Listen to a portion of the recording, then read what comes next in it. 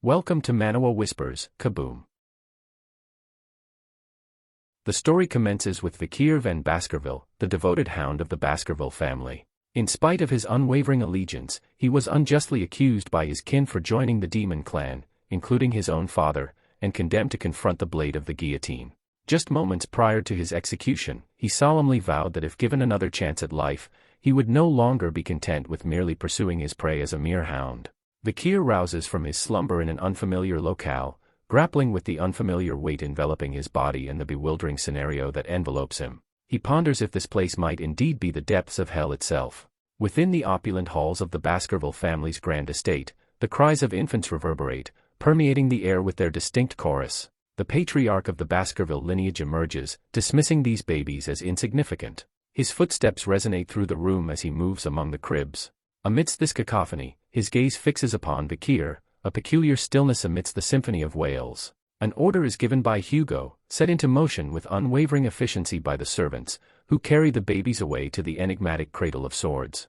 Amidst this tumult, Vikir's recognition is ignited as he identifies the mastermind of his downfall, Hugo le Baskerville.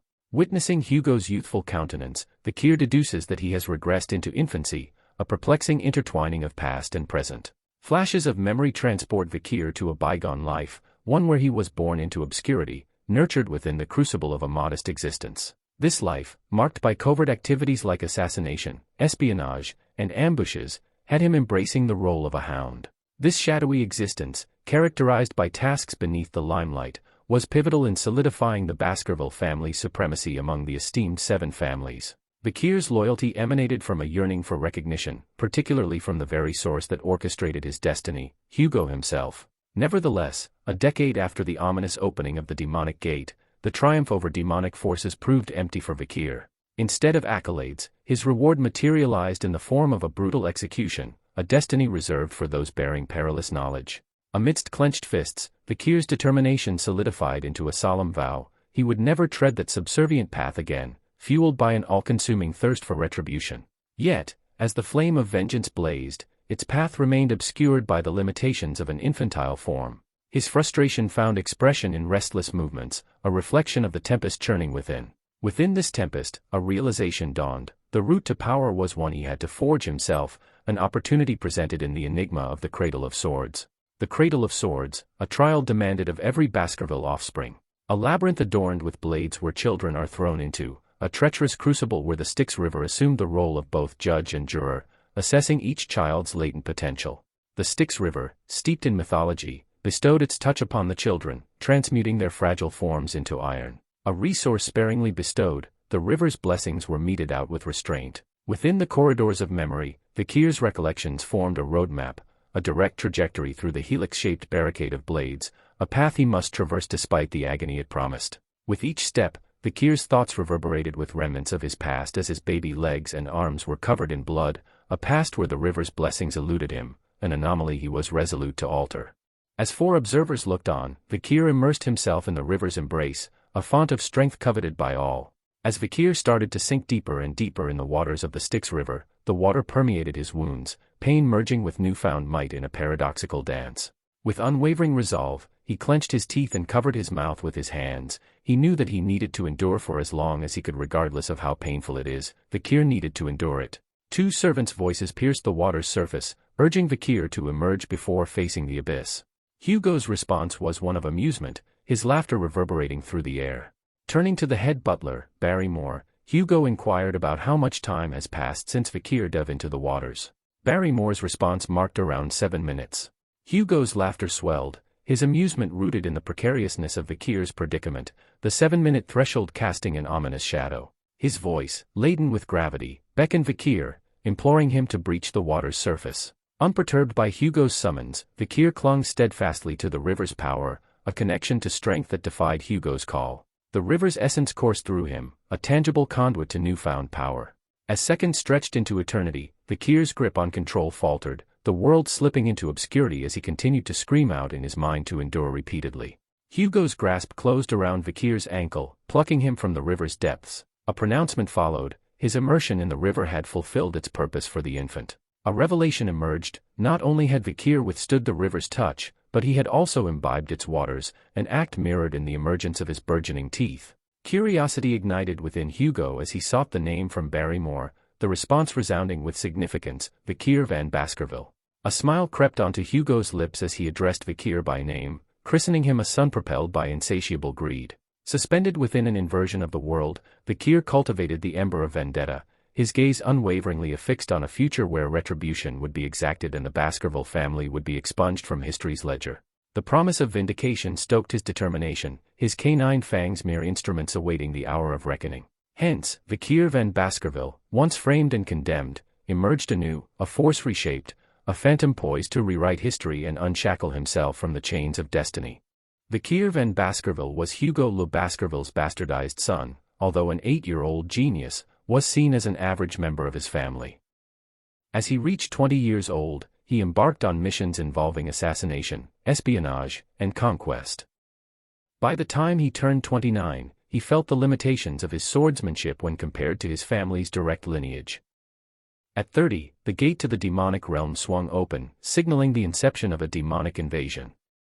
By the age of 35, he endured through the era of devastation, relentlessly slaying monsters left and right. The chaos drew to a close when he had reached the age of 39 years old, with humanity emerging victorious in the war. At the age of 40 years old, Vikir's long-awaited reward finally arrived. Yet, it was a reward masked in defamation, false accusations, and the unforgiving blade of a guillotine. Vikir's eyes flutter open, gazing up at the ceiling, realization dawning that he's in a nursery. A surge of excitement compels him to flip over, confirming his successful absorption of the Styx River's power. Just as Vikir was thinking that he had gotten a better starting point in life than before, the sounds of approaching footsteps herald the presence of a servant who places a box in Vikir's crib, pondering aloud why the madam chose such a gift. Vikir's curiosity peaks as he wonders about the sender's intent, as he knew that no one in the family would give him a present as he was a bastard. The box's slow unveiling leaves Vikir startled, as a sinuous, dark form emerges from within, a long, shadowy figure. Vikir recognizes it as bloody mambas, venomous vipers. He immediately gets into a kneeling position knowing that there was only a few people who were called madam in the family and that sending these rare snakes meant that she wanted to reduce the competition. The bloody mambas lets out a fierce screeching noise towards Vikir, but he swiftly grasps both vipers by their throats, his expression resembling that of a hound driven by primal bloodlust. He anticipated this treatment from the Baskerville clan and strangles the vipers with a firm grip, harboring thoughts of bringing down the family with his own hands. Bloodstains mar the crib's bedsheet. On the following day, the servants were shocked to see the sight of Vikir sleeping soundly amidst the vipers' lifeless forms with a chilled expression on his face. Orders are issued to torture and then execute the nannies on duty during the Viper's appearance. The reason for their intrusion remains veiled in mystery, though only Vikir possesses the truth. 8 years later, Vikir occupies a classroom, listening attentively to a lecture. The teacher expounds on varying levels of swordsmanship. Beginners wield swords without using mana, while experts manage a small degree of mana. Graduators project mana in a fluid, aura-like form. The pinnacle of mastery, the sword master, manifests aura in solid, shape-shifting form. The teacher cites Sir Hugo, the Baskerville family's mightiest member, as a sword master. Awe sweeps through the children upon learning this. Vikir contemplates the necessity of regaining his strength, reminiscent of his past life before his coming-of-age ceremony. Vikir's introspection captures the teacher's attention, leading to the recitation of his achievements. Among these, his exposure to the Styx River for 7 minutes endows him with a robust physique. Moreover, his rapid comprehension, grasping one lesson to unlock 100, marks him as more talented than his peers. The teacher believes the patriarch would be pleased. Amid Vikir's thought of how many years he would need to kill Hugo, a trio of triplets fixates on him with grins. A shove from a hand accompanies the name, Garbage Van. The triplets had cornered Vikir after hearing some weird rumors about him. Rumors about Vikir's 7-minute river submersion and his infantile encounter with vipers.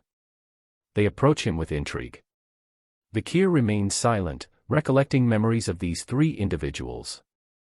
His awareness deepens, they were the same individuals who stabbed him during his flight from defamation in his previous life. their collective identity as the Hugo Le Baskerville Triton comes to light.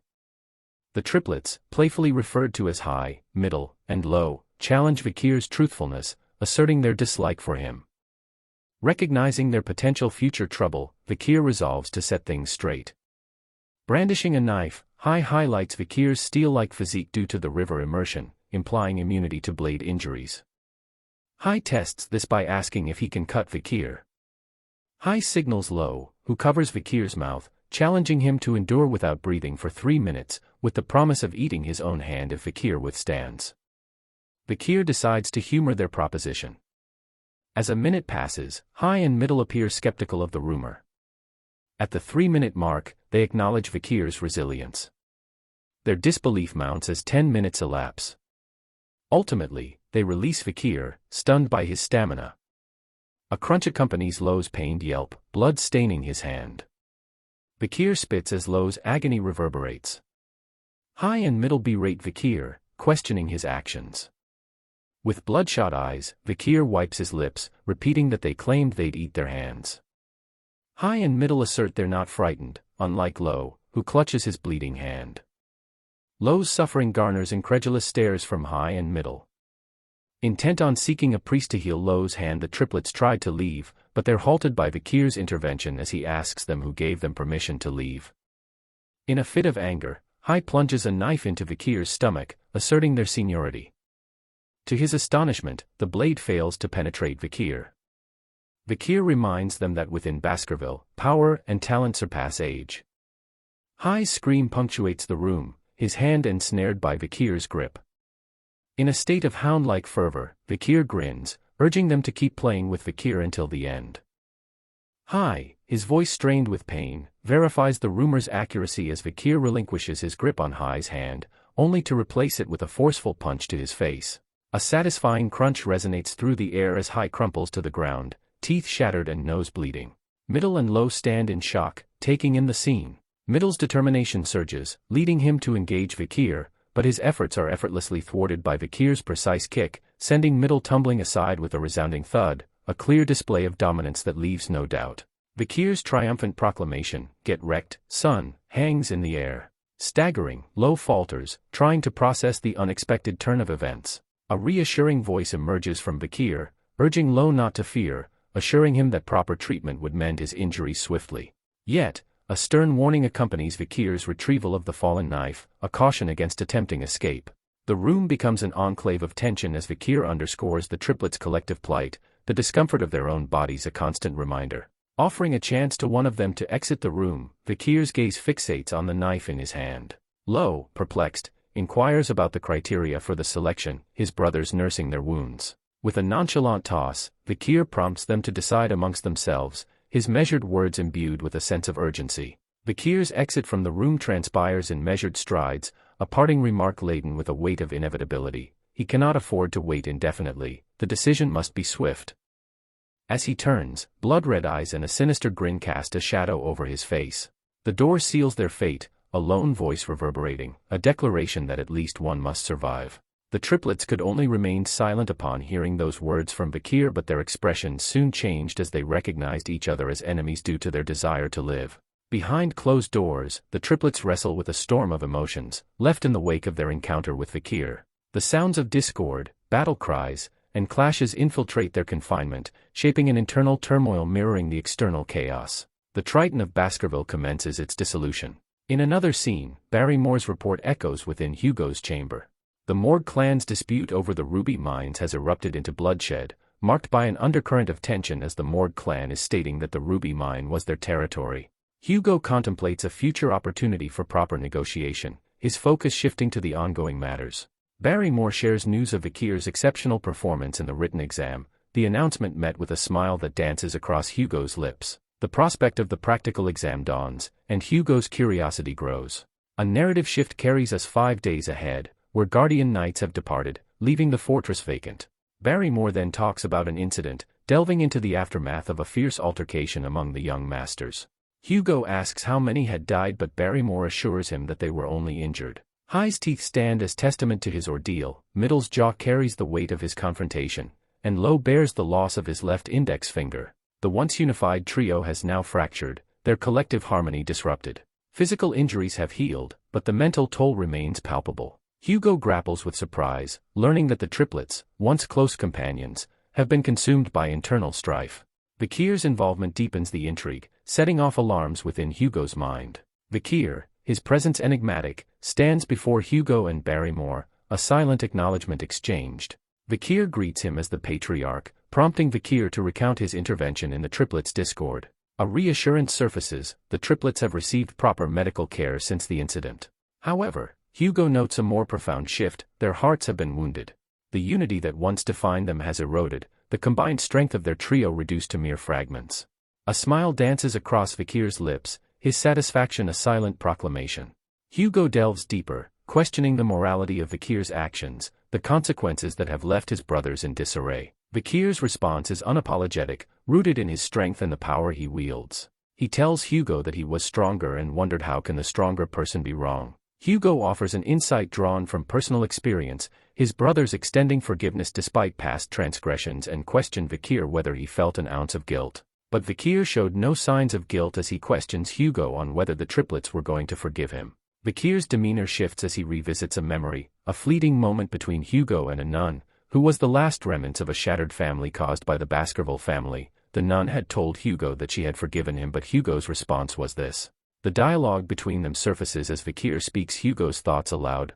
I believe forgiveness is just an excuse made by the weak who cannot seek revenge due to their lack of strength. Vikir's gaze burns with intensity as the words escape Vikir's lips, his eyes glowing with an infernal hue. Hugo's elation is palpable, a smile curving his lips as he revels in the truth spoken. The recitation of the family motto follows, only the strong will reign supreme, weakness is a sin. Hugo compliments Vikir for having understood the family's motto well. He then calls Barrymore forward.